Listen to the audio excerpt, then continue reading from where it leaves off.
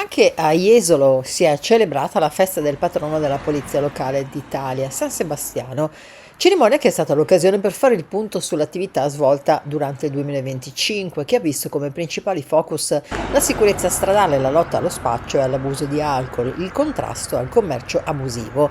Nel 2025 sono stati rilevati quasi 400 incidenti, 16 in più dell'anno scorso.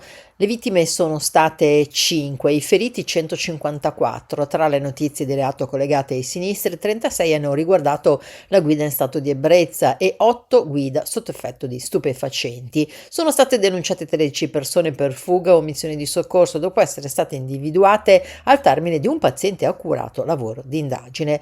Sul fronte delle sanzioni per violazione al codice della strada, 1230 hanno riguardato la mancata revisione, 54 guida con patente scaduta, 166 per il mancato utilizzo delle cinture di sicurezza e 35 per l'uso del cellulare alla guida.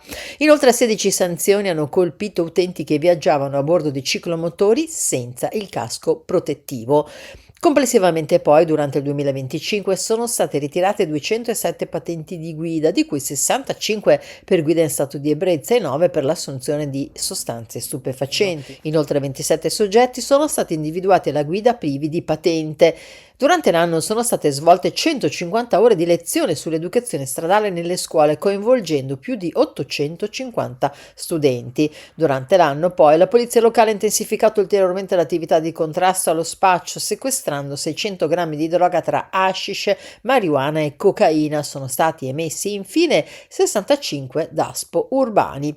Durante l'anno passato la polizia locale di Jesolo ha effettuato anche 26 controlli edilizio-ambientali, arrivando al deferimento di 86 persone all'autorità giudiziaria, mentre 24 locazioni sono state segnalate per irregolarità.